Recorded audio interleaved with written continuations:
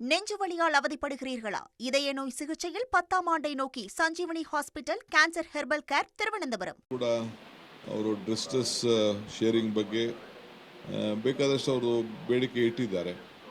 ಈ ಮಧ್ಯೆ DMK ಪಕ್ಷದವರು ಕೂಡ ಅವರು ಒಂದು ಪ್ರೈವೇಟ್ ಆಗಿ ಅವರು ಒಂದು ಸುಪ್ರೀಂ ಕೋರ್ಟ್ಗೆ ಹೋಗಿದ್ದಾರೆ. ಆದರೆ தமிழக அரசு விகிதாச்சார அடிப்படையில் தண்ணீர் திறப்பு குறித்து பல்வேறு நடவடிக்கைகளை மேற்கொண்டு வருகிறார்கள். இதனிடையே திமுகவும் பிரைவேட் பார்ட்டி என்ற அடிப்படையில் உச்சநீதிமன்றத்தை அவர்கள் தனியாக வழக்கு தொடர்ந்துள்ளார்கள். ಪ್ರೈವೇಟ್ ಅವರು ಯಾರೇ ಆಗಲಿ ಕೇಳಬೇಕಾದ್ರೆ ಅದಕ್ಕೆ ಮಾನ್ಯತೆ ಕೊಡೋದು ಬಹಳ ಕಡಿಮೆ ಅನ್ನೋದು ನನ್ನ ಅನುಭವ ಮತ್ತು இது போன்ற பிரைவேட் கம்ப்ளைண்ட்களுக்கு முக்கியத்துவம் அதிகம் கொடுக்க வேண்டியதில்லை.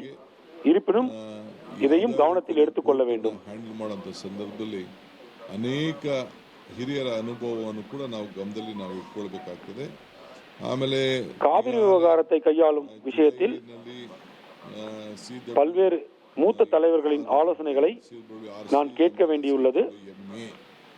ಏನು ಆ ಮೀಟಿಂಗ್ ತೆಗೆದುಕೊಂಡಿದ್ದಾರೆ ಅದು ನಡ್ಕೊಂಡು ಬರ್ತಾ ಇರ್ತದೆ. ಅದು ಒಂದೊಂದು 15 ದಿನಕ್ಕೆ ಒಂದೊಂದ್ಸತಿ ಒಂದೊಂದು ತೀರ್ಪು ಬರ್ತದೆ. ಅವರು ನಮ್ಮ ನೀರಿನ ಪರಿಸ್ಥಿತಿ ಕೂಡ ಅವ್ರಿಗೆ ಮಾಹಿತಿ ಇದೆ. ನಿಮ್ಗೆ ಹೆಂಗೆ ಮಾಹಿತಿ காவிரி மேலாண்மை ஆணைய கூட்டம் நடைபெறும் போதெல்லாம் அக்கூட்டத்தின் அங்கமான ಸರ್ಕಾರ ಕೂಡ ஒழுங்காற்று குழு மற்றும் தொழில்நுட்ப குழு ஆகியவற்றின் மூலம் அணைகளின் நீர் வரத்து, நீர் வெளியேற்றம், மழை பொழிவு உள்ளிட்ட அனைத்து விஷயங்களும் ತಮಿಳುನಾಡು ಕೂಡ ಅವರಿಗೆ அவர்களிடம் தரவுகளாக இருக்கும். ತೆಗೆದುಕೊಳ್ಳಿಕ್ಕೆ ಅವಕಾಶ ಇದೆ. இந்த தரவுகள் ಬಹಳ ಜಾಗೃತಿಯಾಗಿ ನಮ್ಮ ರಾಜ್ಯದ தமிழக அரசிடம் கூட இருக்கும். எனவே அவர்கள் எடுக்கும் முடிவு என்பது இரு மாநிலத்திற்கும் பொதுவானதாக இருக்கும். கர்நாடக தரப்பு வாதத்தை வைக்கும் போது தமிழகமும் அதன் தரப்பு வாதத்தை வைக்கிறது. இரண்டு வாதங்களையும் கேட்ட பின்னரே இந்த முடிவெடுக்க காவிரி மேலாண்மை ஆணையம் இறுதி முடிவை எடுக்கும். அதன்படிதான் அவர்கள் உத்தரவை பிறப்பிப்பார்கள்.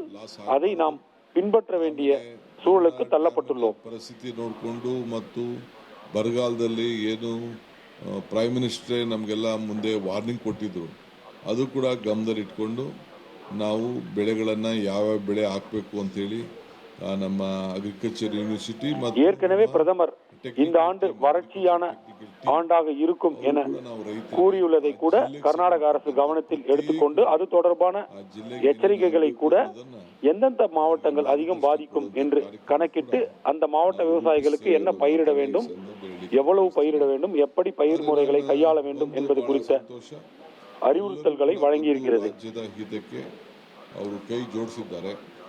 ಗೌರವಾನ್ವಿತ ಪ್ರಧಾನಮಂತ್ರಿಗಳಾಗಿದ್ದಂಥ ದೇವೇಗೌಡರು ಕೂಡ ನಾನು ಬರಲಿಕ್ಕೆ ಸಾಧ್ಯ ಇಲ್ಲ, ನಾನು ನನ್ನ ಇವರು ನಮ್ಮ ಪಕ್ಷ இன்று நடைபெற்ற ஆலோசனை கூட்டத்திற்கு, அனைத்து கட்சி ஆலோசனை கூட்டத்திற்கு முன்னாள் பிரதமர் தேவகவுடா கூட தன்னால் வர முடியவில்லை. ஆனால் ನಾನು கடிதம் மூலமாக பல்வேறு ஆலோசனைகளை வழங்கியதாக கூறி கடிதம் எழுதியிருக்கார். அந்த கடிதத்தையும் நான் பரிசீலனை எடுத்துக்கொண்டேன். ರಿಕ್ವೆಸ್ಟ್ ಮಾಡ್ಕೊಂಡಿದ್ದೆ, ಅದು ಕೂಡ ಅವರು ಒಪ್ಪಿದ್ದಾರೆ. ಬೆಳಗ್ಗೆ ಬಿಜೆಪಿ ಅಧ್ಯಕ್ಷರು ಕೂಡ ಅವ್ರಿಗೊಂದು ಪತ್ರ ಬರೆದಿದ್ದಾರೆ. ಅವರು ಕೆಲವು ಅನೇಕ ವಿಚಾರಗಳು இன்று காலை ನಾನು ಅದಕ್ಕೆ ಕಾಮೆಂಟ್ ಮಾಡಕ್ಕೆ பாஜக மாநில தலைவர் கூட தமிழக முதல்வருக்கு மேகதாது தொடர்பாக கடிதம் எழுதியுள்ளார். ಒಟ್ಟಾರೆ ಸೇರಿ ಬಹಳ ಸೌಹಾರ್ದತೆಯಿಂದ ನಮ್ಮ ಸಮಸ್ಯೆನ ಬಗೆಹರಿಸಿಕೊಳ್ಬೇಕು ಅನ್ನೋದು ನಮ್ಮ ಸರ್ಕಾರದ ಅಭಿಪ್ರಾಯ ಇದೆ.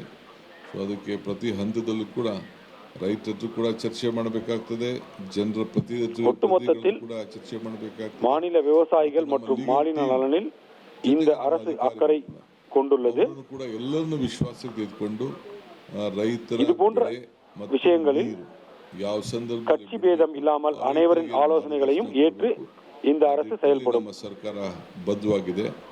ಇನ್ನ ಬರಗಾಲದ ಛಾಯೆ ಇನ್ನ ಇದೆ. ನಾವು ಬರಗಾಲದ ಘೋಷಣೆ ಮಾಡೋ ವಿಚಾರ தற்போதைக்கு மழை கொஞ்சம் வந்திருக்கிறது. ஆனால் வறட்சியின் பிடியிலிருந்து இன்னும் மாநிலம் மீளவில்லை. ನಾವು ಸರಿಯಾದ ರೀತಿಯಲ್ಲಿ ಮಾಹಿತಿಯನ್ನು ಪಡ್ಕೊಳ್ಬೇಕು. ನಮ್ಮ ಎಲ್ಲ ಮಿನಿಸ್ಟರ್ಸ್ ಕೂಡ ಈಗಾಗಲೇ ನಮ್ಮ ಜಿಲ್ಲೆಗೆ ಭೇಟಿಯನ್ನು ಕೊಟ್ಟು வரும் காலங்களில் அனைத்து தரவுகளையும், குறிப்பாக மழை பொழிவு, நீர்வரத்து ஆகிய தரவுகளை கையில் வைத்துக் கொண்டு ಅವರು ಹೋಗಿ ತೆರಳಿ ಅವರು ಕೂಡ ಎಲ್ಲ ರೈತರ ಹತ್ರ ಚರ್ಚೆ ಮಾಡಿ அதற்கு ஏற்றவாறு மாநில விவசாயிகள் ತಾಲೂಕಲ್ಲೂ ಕೂಡ ತಿಳ್ಕೊಂಡು விவசாயத்தை மேற்கொள்ளும் ವರದಿಯನ್ನು விஷயங்களுக்கு ಅದಾದ್ಮೇಲೆ அறிவுறுத்த வேண்டும் என மாவட்ட பொறுப்பு அமைச்சர்களுக்கு தெரிவித்திருக்கிறேன். அது தொடர்பாக இந்த கட்சி அனைத்து கட்சி கூட்டத்திலும் MDRC ಗೈಡ್ಲೈನ್ಸ್ ಏನಿದೆ பிற கட்சியைச் சேர்ந்த MLA-களிடமும் ಅವರು ಕೂಡ கோரிக்கை வைத்திருக்கிறேன். ಕೊಡಬೇಕು ಕೊಡ್ತಾರೆ. ಅದಕ್ಕೆ ಮಾಡೋಕ್ಕಿಂತ ಮುಂಚಿತವಾಗಿ ಕ್ಯಾಬಿನೆಟ್ ಕೂಡ ಅವರು ಮಂಡಿಸ್ತಾರೆ.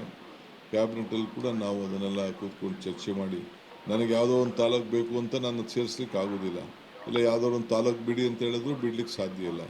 ಇರೋ ಅಂಥ ಏನು ಒಂದು ವಾಸ್ತವಾಂಶ ಏನಿದೆ, ನೀರಿನ ಮತ್ತು ಹವಾ ಮತ್ತು ಮಳೆ ಇದನ್ನೆಲ್ಲ ಕೂಡ ಗಮನದಲ್ಲಿಟ್ಕೊಂಡು ಅದನ್ನೇ ಹೇಳಿದೆ, ಸೆಂಟ್ರಲ್ದು ಒಂದು ಗೈಡ್ಲೈನ್ಸ್ ಇದೆ, ಮಾನದಂಡ ಏನಿದೆ ಅದರ ಮೇಲೇ ನಮ್ಮ ರೆವಿನ್ಯೂ ಮಿನಿಸ್ಟ್ರು ತೀರ್ಮಾನ ಮಾಡಬೇಕಾಗ್ತದೆ. ನಮ್ಮ மத்திய அரசு என்ன வழிகாட்டுதல்களை வழங்கி இருக்கிறதோ அதன்படி நம்ம வருவாய்த்துறை அமைச்சர் ಮಾಡಬೇಕು, ಅನೌನ್ಸ್ ಮಾಡಬೇಕು, ಘೋಷಣೆ ಮಾಡಬೇಕು ಅಂತ ಪಾಪ ಅವರು வறட்சி உள்ளிட்ட பல்வேறு விஷயங்களுக்கான நிவாரணங்களை அறிவிக்க வேண்டிய சூழல் உள்ளது. வறட்சியை ನಾನು ಅದನ್ನ ತಲೆ ಕೆಡಿಸ್ಕೊಳ್ಳೋದು ಬೇಡ, எடுத்தோம் கவுத்தோம் என முடிவெடுக்க மாட்டோம். அறிவுறுத்தல்கள் வழங்கப்பட்டிருப்பதன் அடிப்படையில் யாரெல்லாம் அதை பின்பற்றியிருக்கிறார்களோ அவர்களுக்கு மட்டும் வழங்கப்படும். அறிவுறுத்தல்களை மீறி பயிரிட்டிருந்தாலோ அல்லது பாதிக்கப்பட்டிருந்தாலோ அவர்களுக்கு பாரபட்சம் பார்க்கும் சூழ்நிலையை இந்த அரசு உருவாக்காது. We are most welcome. ನಮ್ಮ ರೆವಿನ್ಯೂ ಮಿನಿಸ್ಟರ್ಗೆ, ಡೆಪ್ಟಿ CMಗೆ ತಿಳಿಸ್ಲಿ. ಆಮೇಲೆ ನಮ್ಮ ತೀರ್ಮಾನ ಏನು ಮಾಡಬೇಕು, ಯಾವ ರೀತಿ ನಮ್ಮ ರೈತರನ್ನ ಕಾಪಾಡಬೇಕು, ಏನು ಮಾರ್ಗದರ್ಶನ ಕೊಡಬೇಕು ಆ ಕೆಲಸವನ್ನು ನಾವು ಮಾಡ್ತೇವೆ.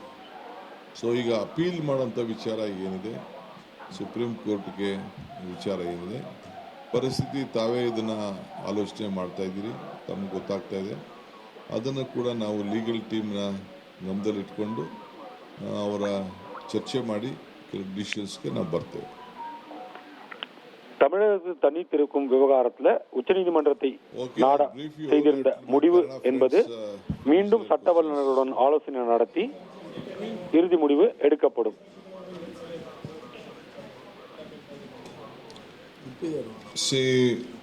ಬಸವರಾಜ ಬೊಮ್ಮಾಯಿ ಅವರು ಲೀಡ್ ಮಾಡಿದ್ರು.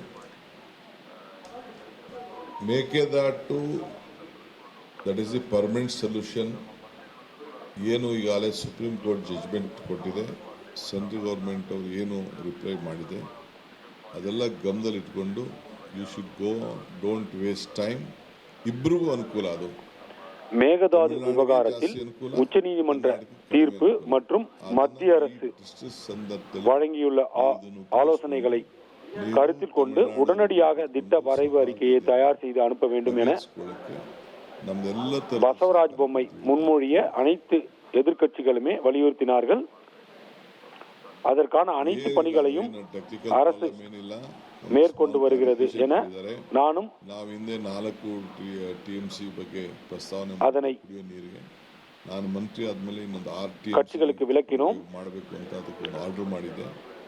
ಏನಾಗಿದೆ ಅಂತಂದರೆ ಈಗ ಏನಾದ್ರು ಬಿಟ್ಟರೆ ಇನ್ನು 2 TMC ಇಟ್ಟರೆ ತುಮಕೂರವ್ರು ಬಂದು ಕೇಳೋದು, ಇನ್ನೊಂದು ಬೇರೆ ಜಿಲ್ಲೆಯವ್ರು ಬಂದು ಕೇಳೋದು, ರಾಮನಗರದವ್ರು ಬಂದು ಕೇಳೋದು, ಸೌತ್ ಅವ್ರು ಬಂದು ಕೇಳೋದು, ನಾರ್ತ್ ಅವ್ರು ಬಂದು ಕೇಳೋದು ನೀರಿಗೆ. ಇವೆಲ್ಲ ಆಗಬಾರ್ದು ಅಂತೇಳಿ ಬರೀ ಕುಡಿಯೋ ನೀರಿಗೆ ಮಾತ್ರ 6 TMC ಸ್ಪೆಸಿಫಿಕ್ ಇಡಬೇಕು ಅಂತ ಮಾಡಿದ್ದಾರೆ. ಅದನ್ನು ಸೇರಿಸಿದ್ರು. ನಾವು ಅದನ್ನು ಏನು ಅವ್ರು ಕ್ಲಾರಿಫಿಕೇಶನ್ ಕೇಳಿದ್ದಾರೆ ಅದಕ್ಕೆಲ್ಲ ನಾವು ರೆಕ್ಟಿಫೈ ಮಾಡ್ತೇವೆ, ಮಾಡಿ ಸಲ್ಲಿಸ್ತೀನಿ. ಫಸ್ಟು ಅದನ್ನು ನಾನು ವೆಯ್ಟ್ ಮಾಡ್ತೀನಿ. ಈಗ ಕೆರೆಗಳಿಗೆ ತುಂಬಿಸೋಂತಕ್ಕೆ ಏನು ಬೇಕೋ ಅದಕ್ಕೆ ನಾವು ಮಾಡಬೇಕಾಗ್ತದೆ. ಕುಡಿಯೋ ನೀರಿಗೆ ನಾವು ಪ್ರಯಾರಿಟಿ ಕೊಡ್ತೇವೆ. ನಾಲೆ ಬಿಟ್ಟರು ಕುಡಿಯೋ ನೀರಿಗೆ ಮಾತ್ರ ನಾವು ಅದನ್ನು ಗಂಭೀರವಾಗಿ ನಾವು ಆಲೋಚನೆ ಮಾಡ್ತೀವಿ.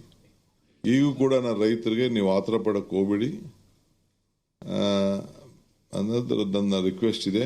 ಖಂಡಿತ ರೈತರಿಗೆ ನಾವು ಗೈಡ್ ಮಾಡಬೇಕು ನಾವು, ಯಾಕೆಂದರೆ ಅವ್ರಿಗೆ ಈಗ ಮುಂದಕ್ಕೆ ಮೊನ್ನೆ ತಾನೇ ನಾವು ಕ್ಯಾಬಿನೆಟ್ನಲ್ಲಿ ಸುಮಾರು 30 ಕೋಟಿಗೂ ಹೆಚ್ಚು ಹಣ ನಮ್ಮ ಆರ್ಟಿಫಿಷಿಯಲ್ ಇಂಟೆಲಿಜೆನ್ಸು ಮತ್ತು ಬೇರೆ ಬೇರೆ ಏನೇನು ವ್ಯವಸ್ಥೆ ಇದೆ ಅದರಲ್ಲೆಲ್ಲ ನಾವು ನೋಡಿ ಮಾರ್ಗದರ್ಶನ ಕೊಡಬೇಕು ಅಂತೇಳಿ ಒಂದು ಮೇಜರ್ ಡಿಸಿಷನ್, ಹಿಸ್ಟಾರಿಕ್ ಡಿಸಿಷನ್ ನಾವು ಲಾಸ್ಟ್ ಕ್ಯಾಬಿನೆಟಲ್ಲಿ ತೆಗೆದುಕೊಂಡಿದ್ದೇವೆ.